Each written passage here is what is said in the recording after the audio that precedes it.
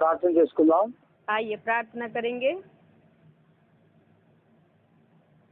కృపగల మా తండ్రి, దయగల మా ప్రభువా, పరిశుద్ధుడా, నీ పాదములకు వందనాలు, స్తోత్రాలు తండ్రి.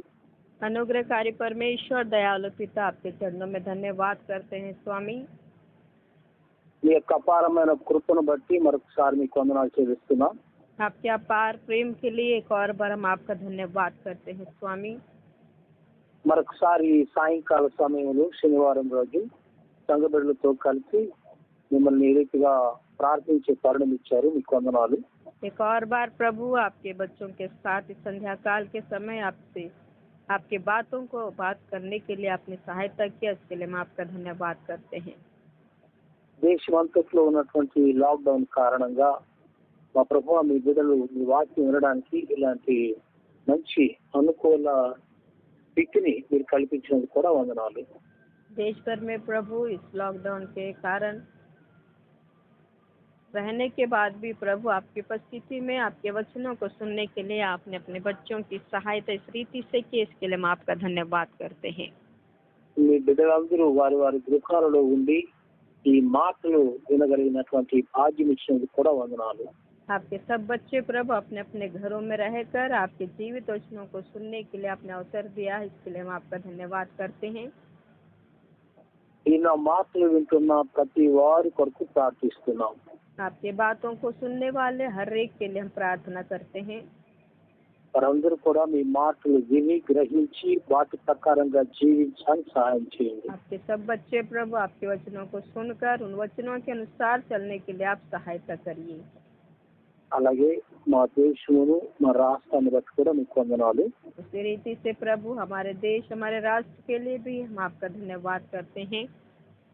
పరిపాలన చేస్తున్న నాయకులను బట్టి కూడా మీకు వందనాలు. चलाने वाले अधिकारियों के लिए भी हम आपका धन्यवाद करते हैं।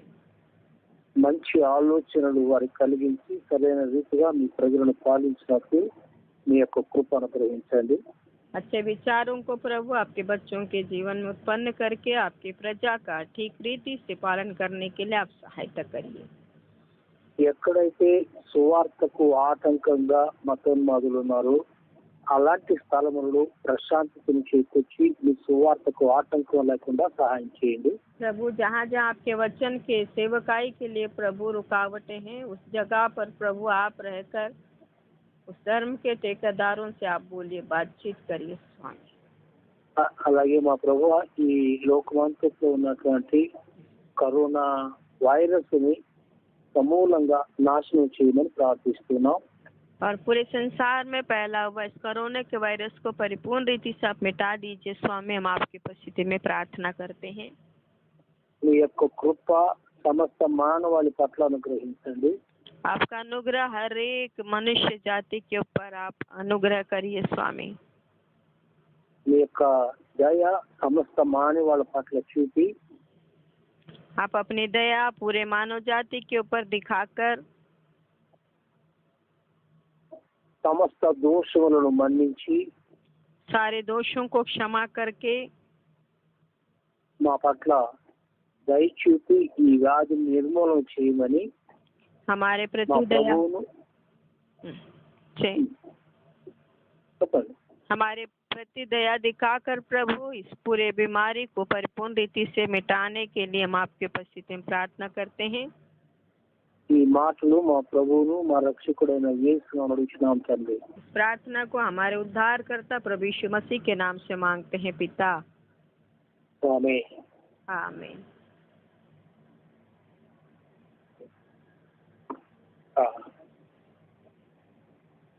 క్రీస్తునందు ప్రియ దేవుని బిడ్డలారా, యేసు క్రీస్తు నామములో మీ అందరికి కూడా శుభములు కలుగును గాక.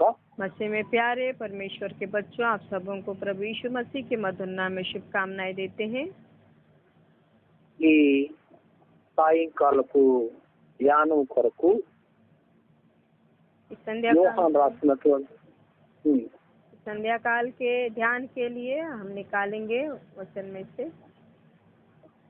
యోహాను రాసినటువంటి సువార్త 8వ అధ్యాయము 47వ వచనాన్ని మనం చదువుకుందాం. यूहन्ना रचित सुसमाचार अध्याय 8 उसका 47 वचन को अपन देखेंगे। యోహాను సువార్త 8వ అధ్యాయము 47వ వచనం. यूहन्ना रचित सुसमाचार अध्याय 8 उसका 47 वचन। దేవుని సంబంధి అయిన వాడు దేవుని మాటలు వినును, మీరు దేవుని సంబంధులు కారు గనుకనే మీరు వినరని చెప్పాను. जो परमेश्वर से होता है वह परमेश्वर की बातें सुनता है, और तुम इसलिए नहीं सुनते कि परमेश्वर की ओर से नहीं हो। క్రీస్తునందు ప్రియులారా, మరొకసారి యేసుక్రీస్తు నామములో మీ అందరికీ కూడా శుభములు కలుగును గాక. प्यारे परमेश्वर के बच्चों, एक और बार आपके हमारे उद्धारकर्ता प्रभु यीशु मसीह के नाम में आपको शुभकामनाएं देते हैं। మాట వినుట అనేది మనము ధ్యానం చేద్దాం.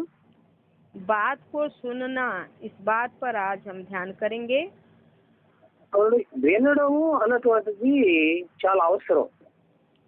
सुनना बहुत जरूरी है। చాలా మంది మాట వింటారు, అది ఈ ఒక చెవులు వింటే మరొక చెవున వదిలేస్తా ఉంటారు. और बहुत सारे बातों को सुनते हैं, पर एक कान से सुनकर एक कान से छोड़ देते हैं। దాని వినడం అంటే అది కాదు.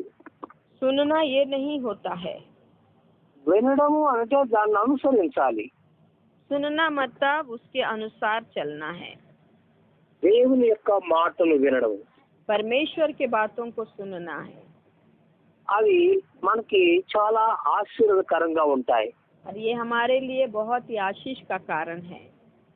యేసు క్రీస్తు ఇక్కడ ఉన్నటువంటి ప్రజలతో చెబుతున్నటువంటి మాటలు, प्रभु यीशु मसीह यहाँ पर जो प्रजा है उनसे कह रहे हैं। వారు యేసు క్రీస్తుని గురించి అనేక రకాలైనటువంటి ప్రశ్నలు వేస్తూ ఉంటారు.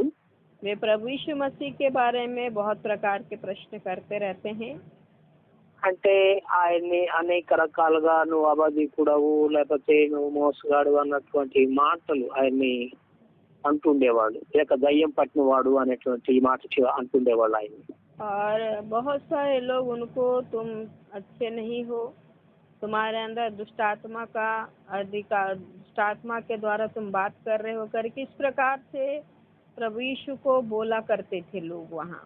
అంటే వారు ఆనాటి యూదులు వారి యొక్క ఆలోచనలు ఏంటంటే మేము అబ్రహాం సంతానం, మాకేమీ పర్వాలేదు అని అనుకునేవాళ్ళు. और उस समय के यहूदी समझते थे और बोलते थे कि हम तो अब्राहम के संतान हैं, हमें कोई कमी नहीं होगा। మేము స్వతంత్రులమి అని భావించేవారు. और हम आजाद हैं, स्वतंत्र है करके वो सोचते थे। అయితే వారి హృదయాలలో ఉన్నటువంటి పాప స్వభావాన్ని యేసుక్రీస్తు ఎత్తి చూపించేవాడు. पर उनके मन में जो पाप रहता था उसको प्रभु यीशु मसीह दिखाया करते थे। అది యేసుక్రీస్తు ఖండించేవాడు వాళ్ళని. और उन बातों से वो खंडित करते थे उनके पापों को। అందుకని అది యేసుక్రీస్తు అంటే వాళ్ళకి నచ్చేది కాదు. इसीलिए प्रभु यीशु मसीह उनको पसंद नहीं थे। వీళ్ళు అనేకమైనటువంటి అపరాధాలు కూడా ప్రభు మీద చేసేవారు. और बहुत सारे अपराध भी प्रभु के ऊपर वे डालते थे। అంటే ప్రభు అప్పుడు అన్నాడు, మీరు కేవలం ఏదో అబ్రహాం సంతానం అని చెప్పుకుంటున్నారు, కానీ నిజంగా అబ్రహాం సంతానం అయితే మీరు అబ్రహాం ఎలాంటి నీతి, ఎలాంటి విశ్వాసం కలిగి ఉన్నాడు దేవుడు అంటే అలా మీరు కూడా ఉండాలి, కానీ అలాంటి విధానంలో మీరు లేరు అని చెప్పాడు. और प्रभु यीशु ने उनसे कहा, यदि तुम अब्राहम की संतान होते तो अब्राहम के समान काम करते, परंतु अब तुम मुझ जैसे मनुष्य को मार डालना चाहते हो। నిజానికి మీరు అబ్రహాం సంతానం కాదు, కానీ ఆ అపవాది అయినటువంటి సాతాను యొక్క సంతానము అని వాళ్ళని హెచ్చరిక చేశాడు. और प्रभु यीशु मसीह बोले कि तुम वास्तव में अब्राहम के संतान नहीं हो, तुम शैतान के संतान हो। మేము అలాంటి వాళ్ళమేం కాదు, మేము అబ్రహాం సంతానము, మేమేమి వ్యభిచారం వాళ్ళ పుట్టిన వాళ్ళం కాదని ఎలాగా యేసుక్రీస్తు అన్నాడు. और యేసుక్రీస్తుతో అన్నారు. उस समय उन लोगों ने प्रभु यीशु से कहा कि हम कोई व्यभिचार के संतान नहीं हैं, हम तो अब्राहम के संतान है करके उन्होंने कहा। అందుకని ప్రభు ఈ మాట చెప్తున్నాడు ఇక్కడ. इसीलिए प्रभु यीशु इन बातों को यहाँ पर कह रहे हैं. నిజంగా మీరు దేవుని సంబంధులైతే దేవుని మాట వింటారు. यदि तुम सचमुच में परमेश्वर के संतान होते तो परमेश्वर की बातों को सुनते। అంటే యూదులు మెస్సయ వస్తాడు అనేది వాళ్ళు ఆయన కొరకు ఎదురు చూస్తా ఉన్న దినాలవి. और यहूदी लोग मसीहा उनके लिए आने वाले हैं करके इंतजार करने के दिन थे वे। వారి యొక్క ప్రవక్తల ప్రవచనాలు కూడా ఉన్నాయి. और उनके भविष्यद्वक्ताओं के भविष्यवाणियां भी ऐसे ही थी। వారు ఎవరైతే మోషన్ గురించి ఎంత గొప్పగా చెప్పుకుంటాడో ఆ మోషే చెప్పినటువంటి మాటలు కూడా ఉన్నాయి. और मूसा के बारे में जो उन लोग बड़े आदर के साथ बोलते हैं उनकी बातें भी वैसे ही थे। మోషే కూడా చెప్పాడు, నేను నా తర్వాత నాలాంటి ఒక ప్రవక్త దేవుడు మీకు పంపిస్తాడు, ఆయన మాట మీరు వినాలని మోషే కూడా చెప్పాడు. और मूसा भी बताया कि मेरे बाद एक मेरे जैसा भविष्यद्वक्ता को परमेश्वर भेजेंगे, आप उनकी बातों को सुनना है। కానీ యేసు క్రీస్తుని వాళ్ళు అలా గ్రహించలేకపోయారు. पर प्रभु यीशु मसीह को वो उस रीति से ग्रहण नहीं कर पाए। అందుకని ప్రభు అన్నాడు, దేవుని సంబంధులైతే దేవుని మాట వింటారు. इसीलिए प्रभु बोले कि परमेश्वर के संतान उनकी बातों को सुनेंगे। మీరు దేవుని సంబంధులు కాదు కనుక దేవుని మాట వినడం లేదు. और तुम परमेश्वर के संबंधी नहीं हो इसीलिए तुम नहीं सुन रहे हो। ఈ మాట ప్రతి క్రైస్తవునికి ఒక ఛాలెంజ్ లాంటిది. और ये बात हर एक मसीह के लिए एक चैलेंज से भरा हुआ है। ఎలాగంటే నేను క్రైస్తవుడిని అని నేను అన్నప్పుడు నాలో క్రీస్తు కనపడాలి. यदि मैं कहता हूँ कि मैं मसीही हूँ तो मसीहा मुझ में दिखना चाहिए। ఆ క్రీస్తు యొక్క ప్రేమ నాలో కనపడాలి. और वो मसीह का प्रेम मुझ में दिखाई देना है। ఆ క్రీస్తు చూపించినటువంటి ఆ విధేయత నాలో కనపడాలి. और मसीह जो नम्रता को दिखाए हैं वो हमारे अंदर मेरे अंदर दिखना चाहिए। ఎలాగైతే దేవునికి క్రీస్తు తనంతటికి తాను సమర్పించుకున్నాడు, అలాగే మన సమర్పణ జీవితం కూడా అలా సమర్పించుకోగలిగినటువంటి స్థితి కలిగి ఉండాలి. और जैसे प्रभु यीशु मसीह अपने पिता के हाथों में अपने आप को जिस रीति से समर्पित किए वैसे ही समर्पण हमारा भी होना बहुत जरूरी है। చాలా మందిలో క్రీస్తు యొక్క సులక్షణాలు లేకపోయినా ఆయన నేను క్రైస్తవుని చెప్పుకుంటాడు, ఆయన బోధకుడిని చెప్పుకుంటాడు, లేకపోతే మరి రకరకాలుగా చెప్పుకుంటూ ఉంటారు. और बहुत सारे लोगों का जीवन प्रभु यीशु मसीह के समान नहीं है, फिर भी वो कहते हैं कि हम मसीह हैं, हम सेवक हैं, हम भविष्यद्वक्ता है करके अपने आप के बारे में बताते हैं। ఇప్పుడు ఈ మాటను బట్టి మనం నిజంగా క్రీస్తు సంబంధులమైతే క్రీస్తు లాంటి జీవితాన్ని మనం కలిగి ఉండాలి. और इन वचनों के अनुसार यदि हम परमेश्वर के होते तो परमेश्वर की बातों को सुनते। అందుకనే పౌలు ఒక మంచి మాట అంటాడు. इसीलिए पौलुस एक अच्छी बात को कह रहे हैं। అదేమిటంటే ఇక జీవించువాడును నేను కాదు క్రీస్తే నాలో జీవిస్తున్నాడు అని. और पौलुस कह रहे हैं कि अब मैं जीवित नहीं हूँ, मुझ में मसीह जीवित है। నేను సిలువ వేయబడిన క్రీస్తును ప్రకటిస్తున్నాను. और मैं उस क्रूस पर चढ़ाए हुए यीशु का समाचार का प्रचार करता हूँ। తనలో క్రీస్తు ఉన్నాడు, उनके अंदर मसीहा है ఆ క్రీస్తునే ప్రకటిస్తున్నాడు. और उसी मसीहा का वो प्रचार कर रहे हैं। ఆ హృదయం చెడుతో నింపబడి ఉంటే మాటలు చెడే వస్తాయి, మంచితో నింపబడి ఉంటే మంచి వస్తుంది.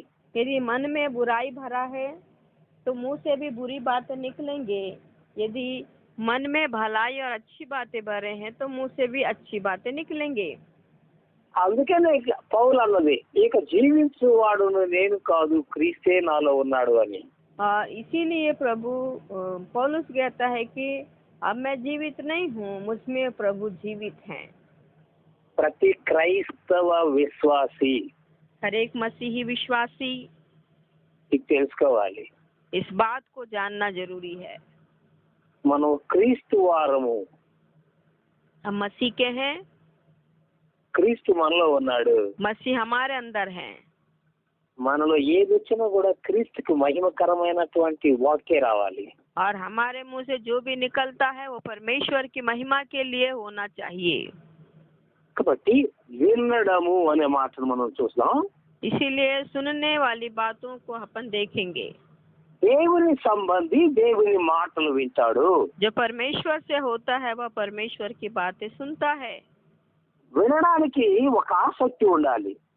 और सुनने के लिए एक लगाव होना जरूरी है.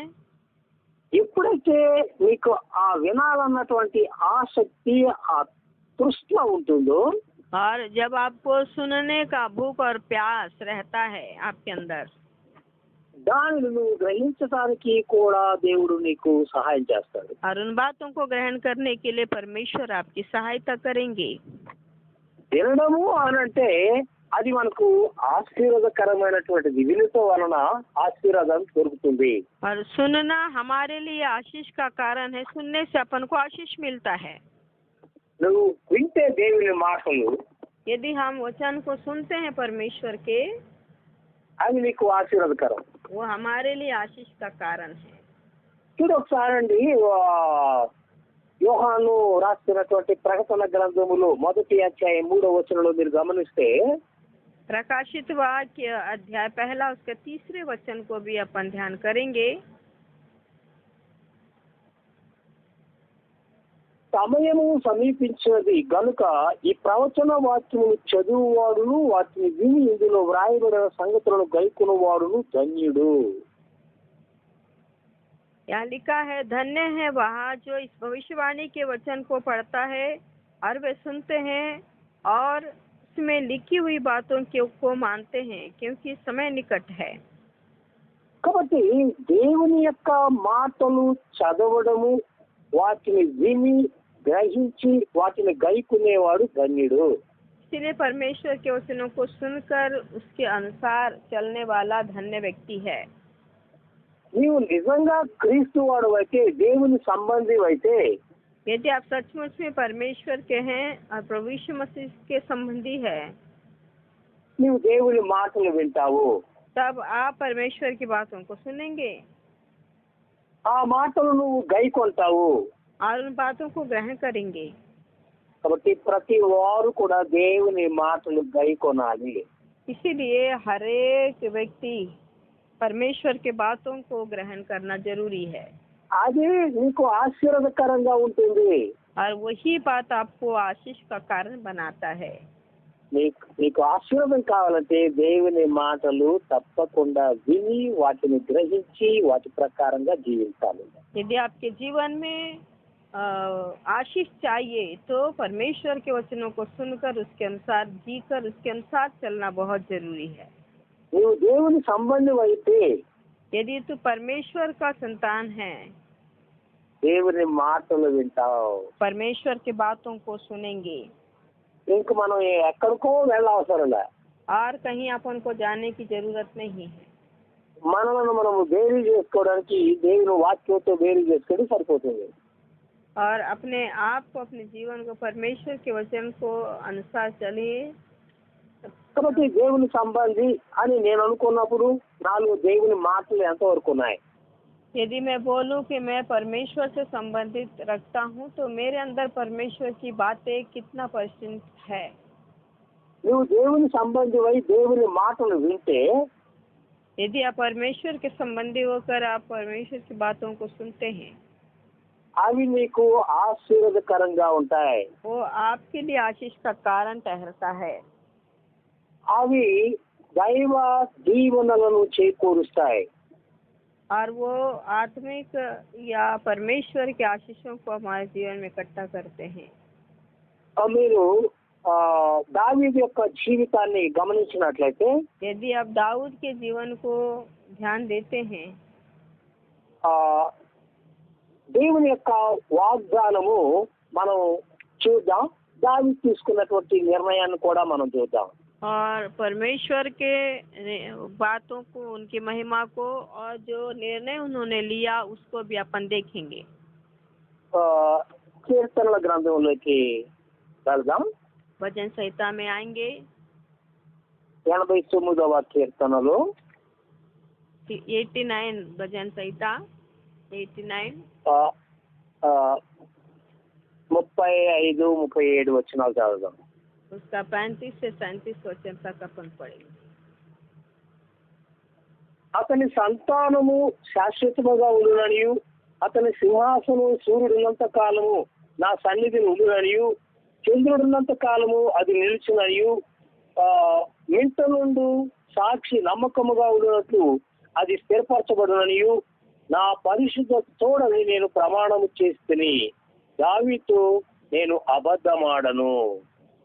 और यहाँ पर लिखा हुआ है, एक बार मैं अपनी पवित्रता की शपथ खा चुका हूँ, मैं दाऊद को कभी धोखा ना दूंगा। उसका वंश सर्वदा रहेगा और उसकी राजगद्दी सूर्य के समान मेरे सम्मुख ठहरी रहेगी और चंद्रमा के समान और आकाश मंडल के विश्वास योग्य साक्षी के समान सदा बना रहेगा। నేను ఈ మాటలను సమయం రాసినటువంటి 2వ గ్రంథములో 7వ అధ్యాయంలో మీరు గమనించవచ్చు। నాతాను ప్రవక్త ద్వారా దావీదుకు తెలియజేయబడిన మాటలు అవి। और ये बातें आप दूसरा शमूएल की पुस्तक अध्याय 7 में देख सकते हैं, क्योंकि परमेश्वर के द्वारा शमूएल भविष्यद्वक्ता को परमेश्वर ने इन बातों को प्रकट किया। దేవుని యొక్క మాటలు దావీదు విన్నాడు। परमेश्वर की बातों को दाऊद ने सुना है।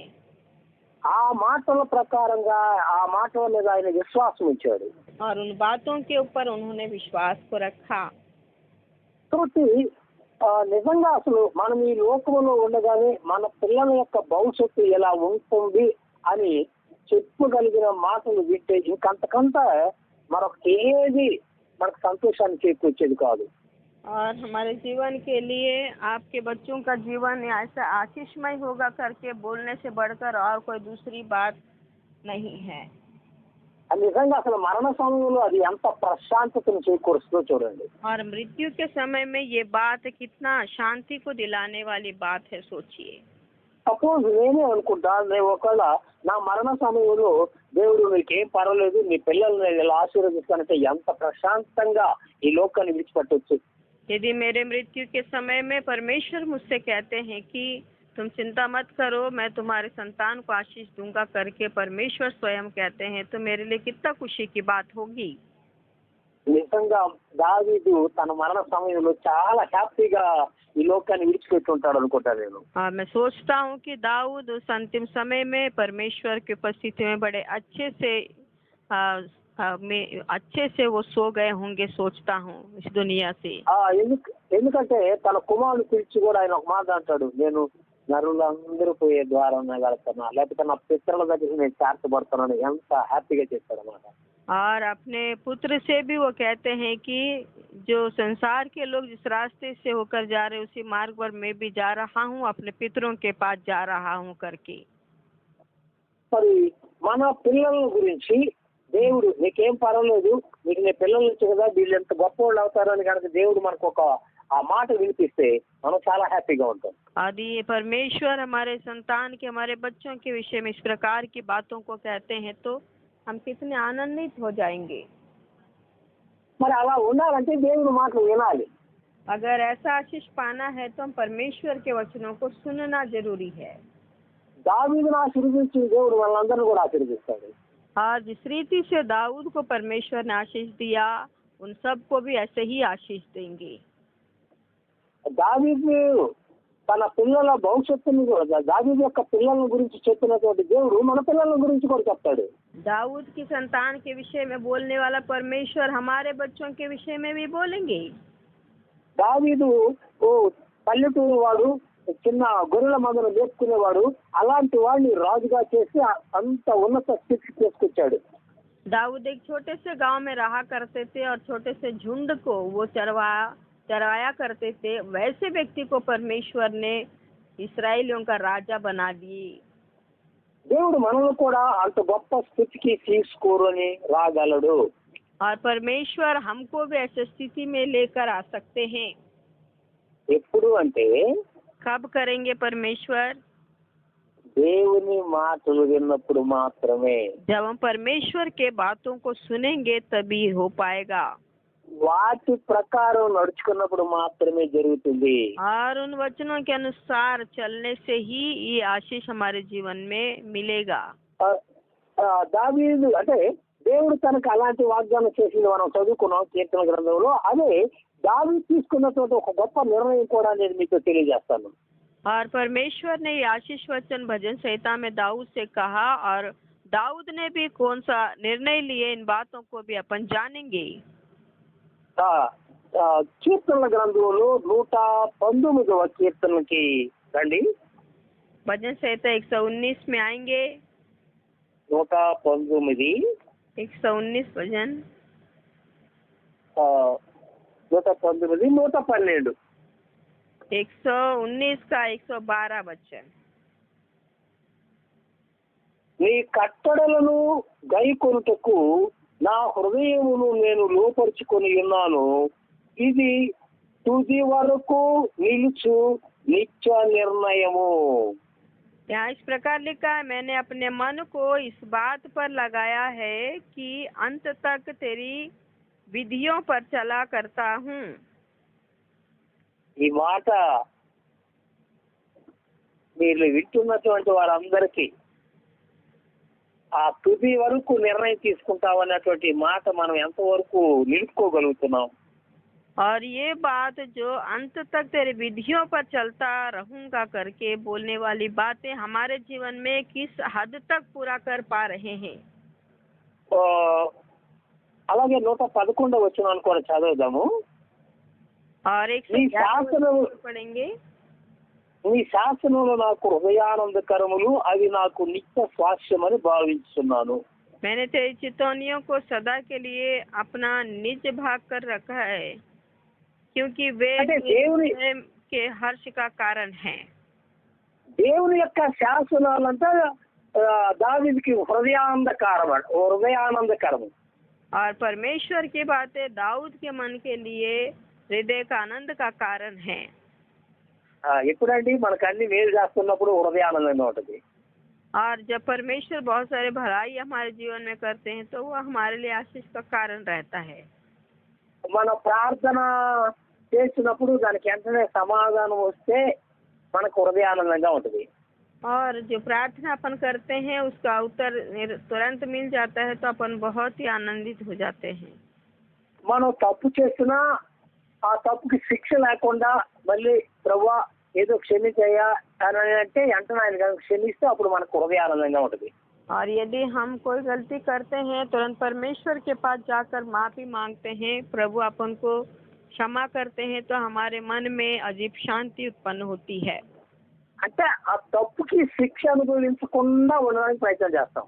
और हमेशा प्रयास करते हैं कि उस पाप का दंड अपन ना भोगे। దేవుని యొక్క శాసనాలు మాత్రం ఆయనకి దావీదుకి హృదయానందం కలిగిస్తాయి. और परमेश्वर की बातें दाऊद के जीवन में हृदय का आनंद उत्पन्न करते हैं। తన కొడుకే తన మీద తిరుగుబాటు చేసి తన సింహాసనాన్ని విడిచిపెట్టి పారిపోయేటట్టుగా చేశాడు, అప్పుడు కూడా ఆయనకు ఆనందమేగా. और उसके स्वयं का पुत्र उनको सिंहासन छोड़कर जंगल में भागने के लिए करता है। అక్కడ మనం బైబిల్ చదివితే కాళ్ళకు చెప్పులు కూడా లేకుండా పోయినట్ట కొండ రాళ్ళ మీద నడుచుకుంటా పోతే అవన్నీ కూడా కోసుకుని పోయి రక్తం గారిందట. और वचन में लिखा है कि जब वो वहाँ से भाग रहा था जंगल की ओर, पहाड़ों की ओर, बिना चप्पल जूते के, तो उन सारे पत्थरों से उनका पैर कट गया और खून बह रहा था। అప్పుడు కూడా దేవుని మాటలు ఆయనకు హృదయానందకరమే. और ऐसे स्थिति में, ऐसे परिस्थिति में भी परमेश्वर के वचन उनके लिए बहुत ही आनंद का कारण है। ఆ తర్వాత ఆయన కట్టడలను గైకొనడానికి తన హృదయమును లోపరుచుకున్నాడట. और उनके परमेश्वर के वचनों के अधीन होने के लिए दाऊद अपने हृदय को वहाँ पर सौंप दिए हैं करके लिखा है। ఇది ఎలా అంటే తుది వరకు నిలుచు నిత్య నిర్ణయం అని. తుది వరకు అంటే ప్రాణం పోయేంత వరకు ఆ నిర్ణయాన్ని తొలగిపోను అంటాడు. ये निर्णय इतना अच्छा है, इतना बड़ा है कि अंत तक तेरी विधियों को सदा चलता रहूंगा करके कहने वाला है।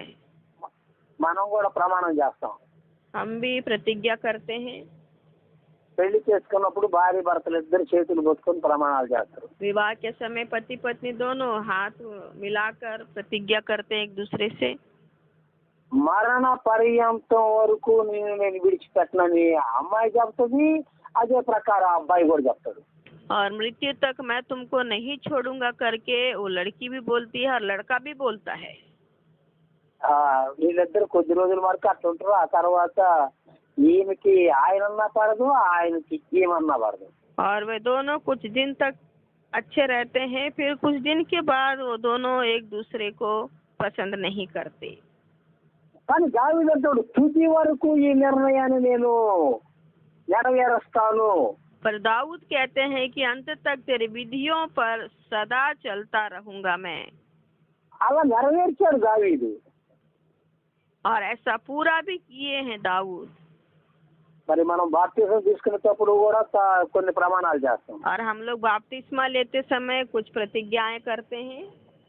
సో మా మరణ పర్యంతం వరకు నేను ప్రభువునే నమ్ముకుంటానండి. और मृत्यु के समय तक मैं प्रभु को ही विश्वास करूंगा करके ఆయన మీద నమ్మకం ఉంచుతానంటాడు. और उन्हीं पर विश्वास रखेंगे करके। ఒకవేళ మనకి ఏదైనా వ్యాధి బాధలు వచ్చాయి, और यदि हमारे जीवन में रोग बीमारी आए, మన కుటుంబంలో ఏమైనా కష్టాలు వచ్చాయి, यदि हमारे परिवार में कुछ तकलीफ आए हैं, వెంటనే ఏ దేవుడు అయ్యా నువ్వు అంటాం. तुरंत बोलेंगे कि प्रभु आप कैसे परमेश्वर हो। అదే నువ్వు తీసుకున్న తుది నిర్ణయం, తుది వరకు నీ నిర్ణయం. क्या यही सदा काल का निर्णय है आपका? ప్రియమైన దేవుని బిడ్డలారా, प्यारे प्रभु के बच्चों, దేవుని మాటలు వినడము, परमेश्वर के बातों को सुनना, అది నిజంగా నువ్వు హృదయపూర్వకంగా గైకుంటే यदि आप पूरे मन से उन बातों को ध्यान करते हैं, నీకు అది ఆశీర్వాదకరంగా ఉంటుంది. और वो बातें आपके लिए आशीष का कारण होगा। అలాగే అది నీకు జీవాన్ని కూడా చేకూరుస్తుంది. उसी रीति से वो आपके जीवन को भी अनंत जीवन काल भी देता है। అంత మాత్రమే కాదు, అది నీకు ఆరోగ్యదాయకంగా కూడా ఉంటుంది. वही नहीं, वो आपके लिए चंगाई का भी कारण बनता है। మీరు గమనించండి, ఈ నిర్గమకాండములోకి వచ్చినట్లయితే 15వ అధ్యాయం 26వ వచనంలో ఏమనుందంటే, निर्गमन की पुस्तक अध्याय 15 उसका 26 वचन में इस प्रकार लिखा हुआ है, నీ దేవుడైన యెహోవా వాక్కును శ్రద్ధగా విని ఆయన దృష్టికి న్యాయమైనది చేసి ఆయన ఆజ్ఞలకు విధేయులై ఆయన కట్టడలన్నింటిని అనుసరించి నడిచిన ఎడల నేను ఐగుప్తులు కలుగు చేసిన రోగములలో ఏదియు నీకు రానియను, నిన్ను స్వస్థపరిచి యెహోవాను నేనే అనెను. यदि तू अपने परमेश्वर यहोवा का वचन तन मन से सुने और जो उसकी दृष्टि में ठीक है वही करें और उसकी आज्ञाओं पर कान लगाए और उसकी सब विधियों को माने, तो जितने रोग मैंने मिस्रियों पर भेजे हैं उनमें से एक भी तुझ पर ना भेजूंगा, क्योंकि मैं तुम्हारा चंगा करने वाला यहोवा हूँ। ప్రియమైన దేవుని బిడ్డలారా, हमारे परमेश्वर के बच्चों, ఈ కరోనా వ్యాధి నుండి బయటకు రావాలంటే ప్రతి ఒక్క డాక్టర్ చెప్పేది మీరు ఇమ్యూనిటీని పెంచుకోండి అంటున్నారు. और इस कोरोना की बीमारी से बाहर निकलना है तो हर एक डॉक्टर कहता है कि तुम इम्यूनिटी पावर को बढ़ाओ। పాపం ఎంత డబ్బు ఉండో వాళ్ళు కూడా ఆ ఇమ్యూనిటీని పెంచుకోలేకున్నారో, లేకపోతే చావు చచ్చిపోతున్నారో మొత్తం మీద తెలియదు, కానీ చచ్చిపోతూనే ఉన్నారు. और इस बीमारी से बहुत सारे लोग मर भी रहे हैं। ఎంత ధనవంతులైనా చనిపోతున్నారు. कितने बड़े धनवान लोग भी मर जा रहे हैं। మంచి సింగర్ పేరు పొందినటువంటి ఆయన బాలసుబ్రహ్మణ్యం, ఆయన నిన్న ఏమైనా చనిపోయాడు. और कल के दिन एसपी बाल सुब्रमण्यम जो महान गायक थे वो खत्म हो गए। దాదాపు 52 రోజులేమో హాస్పిటల్లో ఉన్నారు. लगभग वो 52 डेज हॉस्पिटल में थे। నేను మీ అందరికి చెప్పేది ఏంటంటే, मैं आप सबों से कह रहा हूँ, మీరు ఇమ్యూనిటీ పెంచుకోండి, వద్దని చెప్పండి నేను. आप इम्यूनिटी बढ़ाइए, मैं नहीं मना कर रहा हूँ। కానీ ఇక్కడ వాక్య ప్రకారం చూద్దాం. पर यहाँ वचन के अनुसार देखेंगे, దేవుని మాట శ్రద్ధగా విని परमेश्वर के बातों को ठीक रीति से सुनकर ఆయన దృష్టికి న్యాయమని చేసి और उनके दृष्टि में जो न्याय है उसको यदि अपन करेंगे ఆయన ఆజ్ఞలకు విధేయులయ్యి और उनके आज्ञाओं पर कान लगाएं ఆయన కట్టడలను అనుసరించినట్లయితే और उसकी सब विधियों को मानेंगे तो ప్రతి వ్యాధి నుండి ఆయన స్వస్థపడతాడు. और हर एक रोग से परमेश्वर अपन को बचाएंगे। దేవుడు మిమ్మల్ని దీవించును గాక. परमेश्वर हम सबको आशीष दें। ప్రార్థన చేద్దాం. आइए प्रार्थना करेंगे। దయగల మా తండ్రి, ప్రేమ గల ప్రభువా, నీకు వందనాలు చెల్లిస్తూ ఉన్నాం. दयालु परमेश्वर, प्रेमी पिता, हम आपका धन्यवाद करते हैं।